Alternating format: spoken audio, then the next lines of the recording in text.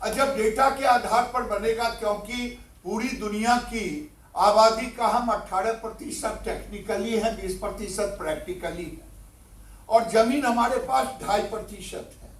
तो जब ये इतनी खाई है दुनिया के, हमारे पास जनसंख्या की बढ़ोतरी है, तो इस स्थिति में हमें डेटा के माध्यम से ही प्लानिंग करना होगा। चाहे औद्योगिक रफ्तार तेजी बढ़ रहा है तो हम इसको लेंगे। इसी के क्रम में हमने पंचायत को भी प्रधानमंत्री के नेतृत्व में, अब पंचायतों का भी एक मास्टर प्लान, ये नहीं कि जहां मन हुआ वहां कुछ बन गया। जो हमने युक्त धारा पोर्टल बनाया नरेगा के साथ, वो भी पंचायत का एक हिस्सा है प्लानिंग का, कि कहाँ पानी का होगा, कहाँ पोखरा होगा, कहाँ सड़क होगा, कहाँ क्या होगा। तो आज ये डेटा एक ऐसा डेटा होगा, इस डेटे का महत्व मुझे याद है हमारे डिपार्टमेंट में, एलआर डिपार्टमेंट, जो लैंड पार्सल का डेटा। अब अगर कोई विभाग कहे कि किस राज्य में फलाने डिस्ट्रिक्ट में सरकारी लैंड कितनी है, तो वो डेटा आज उपलब्ध है। हम तुरंत उस डेटा को सरकार के पास हमसे मांगेगा, हम रिपोर्ट दे देंगे। ये डेटा की मजबूती है।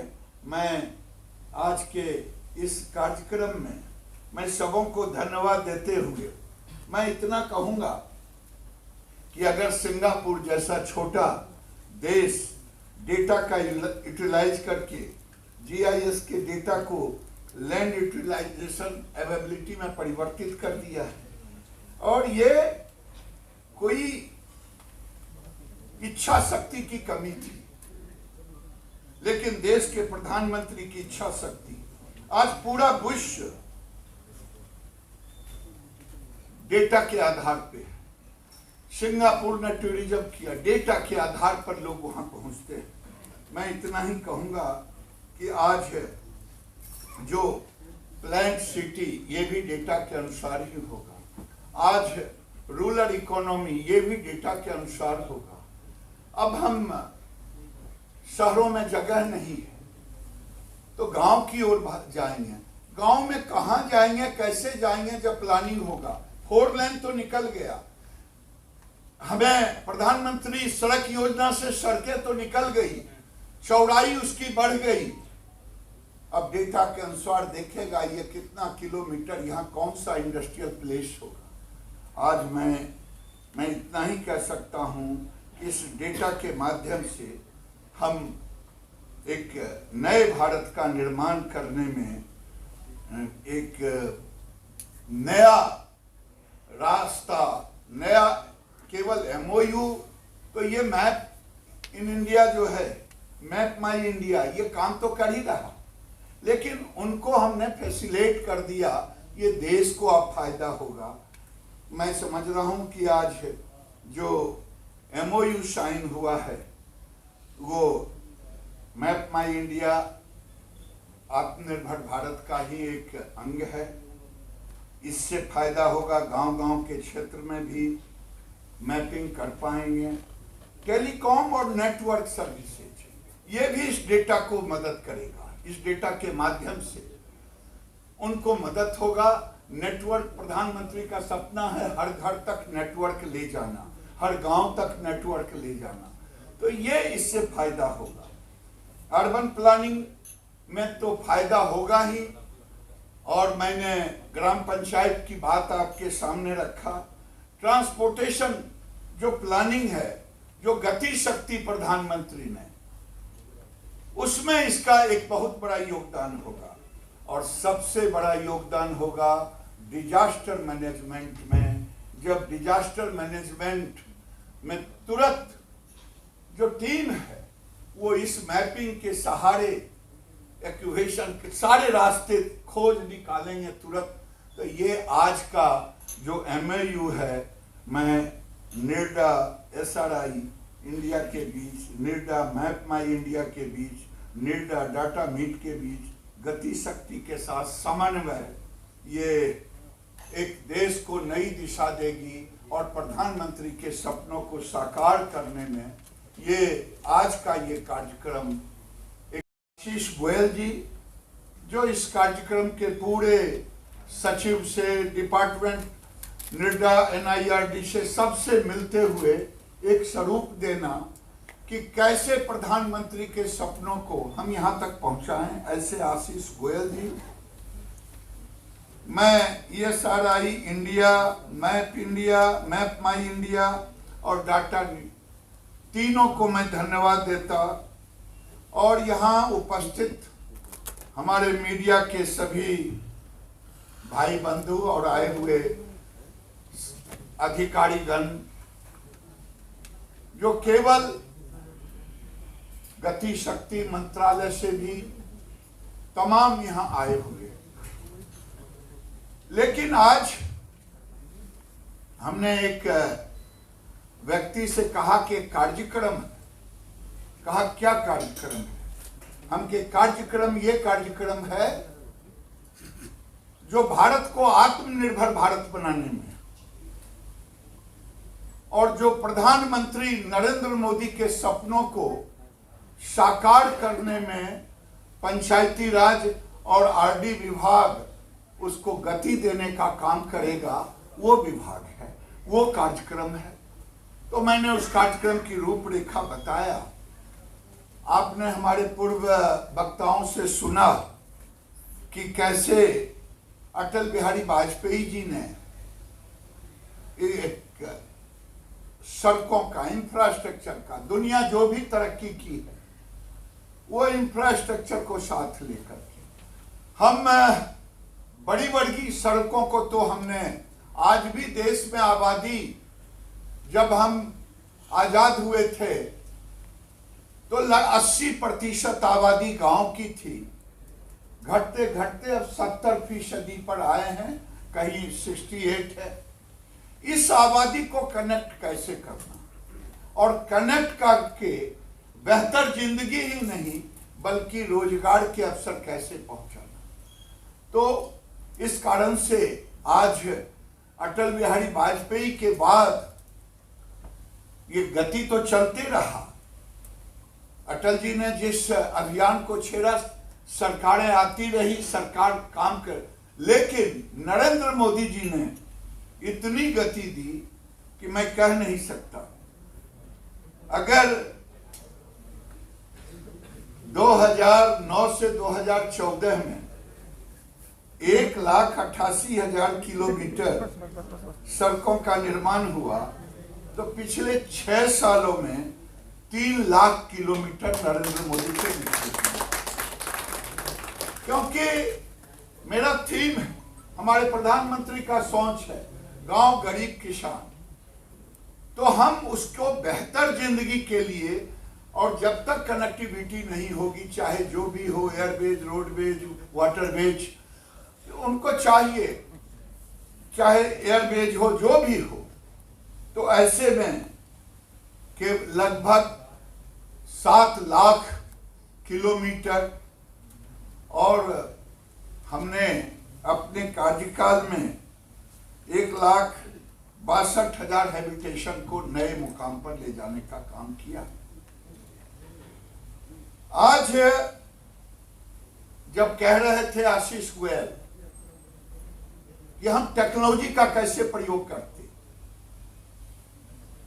और टेक्नोलॉजी का प्रयोग करके चाहे हम इंफॉर्मेशन टेक्नोलॉजी का इतना ज्यादा उपयोग कर रहे हैं कि आज मुझे कहते हुए फक्र हो रहा है कि हम उसके क्वालिटी को भी पकड़ रहे हैं और पैसे भी बचा रहे हैं। 5,000 करोड़ जो बेकार चला जाता टेक्नोलॉजी का सहारा लेकर के, उन सड़कों की जरूरत नहीं थी कि वहाँ इतना थिकनेस हो, वहाँ इस ढंग का हो, तो हम टेक्नोलॉजी का सहारा लेकर के सरकार के पैसे को भी बचा रहे हैं, गुणवत्ता को भी ले जा रहे हैं, चाहे वो ओमास हो, चाहे ई-मार्ग मेंटेनेंस का हो, चाहे जीपी सड़क हो, ये सारे टेक्नोलॉजी का आज ग्रामीण भारत में लगभग 45 लाख किलोमीटर से अधिक सड़कें।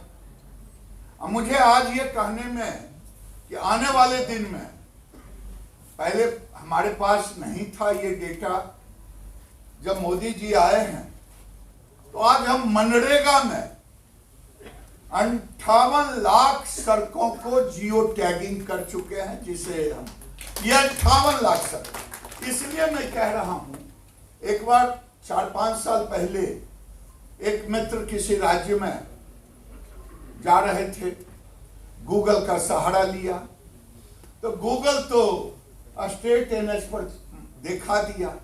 उसने दिखाया ये 20 किलोमीटर गलत डायरेक्शन में एक गांव में जाकर के वो रास्ता बंद हो गया। वो गूगल के सहारे जा रहे थे, किसी का था नहीं। आज ये डेटा किसी को 20 किलोमीटर अंधेरे में नहीं ले जाएगा, बल्कि उजाले में रास्ता दिखाएगा। ये इस डेटा का महत्व है। और जब हम मनरेगा को भी जियो टैगिंग करके वहां कनेक्ट करेंगे तो मुझे लगता है एक नई अपॉर्चुनिटी देगा। आज अपॉर्चुनिटी शब्द का प्रयोग हम कर रहे हैं, इसलिए कर रहे हैं कि जब नागन जी कह रहे थे, कोरोना ने दिखाया कि नॉर्थ ईस्ट में कैसे ड्रोन से जा रहा है। अगर मेरे पास पूरा मैपिंग रहेगा तो हम मार्केटिंग की एक नई दिशा होगी। शहरों में तो है, लेकिन गांव तक हम ले जाने में, और इसमें कई चीजें निकल के आएंगी। ये एक अलग बात है। जियोग्राफिक इंफॉर्मेशन सिस्टम के अधीन हम ये आज की तारीख में जो कहा गया कि हॉस्पिटल, रूरल जो भी चीजें हैं, चाहे मार्केट हो, स्कूल हो, अस्पताल हो, सड़क, ये रेलवे स्टेशन हो, बाजार हो, ये 8 लाख से अधिक एसेट हमारे पास रूरल फैसिलिटी का डेटा है। 10 लाख से ज्यादा आपको कहा गया कि सारे हैबिटेशन का रखा गया है। लेकिन मैं देखता हूं कि प्रधानमंत्री जी ने शुरू से कहा कि जिसके पास डेटा है, डेटा इज गोल्ड। अगर डेटा है, और बार बार जो विदेशी सारे सिस्टम हैं वो हमारे डेटा को लेने के लिए तरह तरह के उपक्रम करते हैं, अनैतिक उपक्रम। और उस अनैतिक उपक्रम, लेकिन आज भारत के प्रधानमंत्री ने पूरे भारत के सभी विभागों को जो डेटा है उसको कहा पब्लिक प्लेटफॉर्म पर लाओ, पब्लिक डोमेन में लाओ।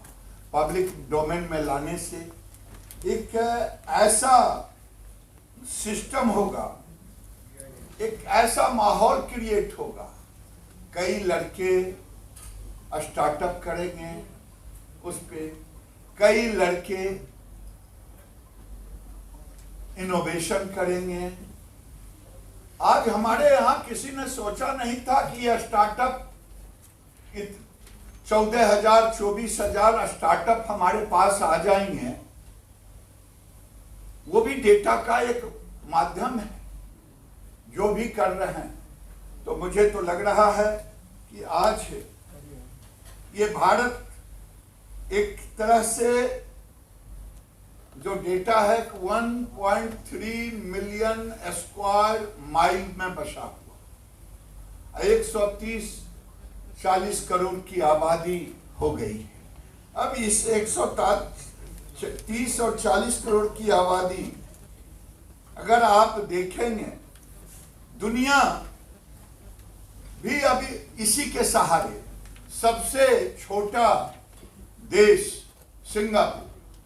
सिंगापुर का मुश्किल से आप उसका जो एरिया है 279 स्क्वायर मील है, लेकिन वो इस डेटा के माध्यम से, प्लानिंग के माध्यम से, वो जो प्लानिंग कर रहा है, वो प्लानिंग केवल वही नहीं, जापान, यूरोपियन समूह, अमेरिका, इंग्लैंड, चाइना, ये सारे देश कर रहे हैं।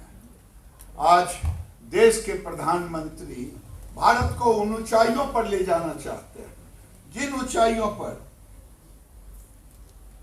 हम कहने को तो विश्व गुरु, आज देश का प्रधानमंत्री, आज लीडिंग कंट्री के लीडर के रूप में भारत को स्थापित करने का काम किया है। ये डेटा भी उसका एक भागीदार बनेगा जब हमारे डेटा पूरे दुनिया में। ये केवल ट्रेडिशनल सेक्टर को नहीं, जैसे कृषि, कंस्ट्रक्शन, इन सब को नहीं, आपने पहले भी कहा बैंकिंग, रिटेल, कुछ वक्ताओं ने रखा, ये कई सेक्टर को और फैसिलेट करेगा। और जब ये आएगा तो मैं समझता हूं आने वाले दिन में, अभी आपको मैं बताऊं कि पंचायती राज मंत्रालय, आप सोचिए हिंदुस्तान के कितने ऐसे गांवों को हमने जोड़ा है जहां पर लोग पहुंच नहीं सकते थे। हिंदुस्तान के ऐसे ऐसे क्षेत्र हैं जिनका उल्लेख अभी रंजन जी कर रही थी कि वास्तव में ग्रामीण क्षेत्रों में आज इस योजना को लोग इतना सराहते हैं। बीच में एक दौर आया था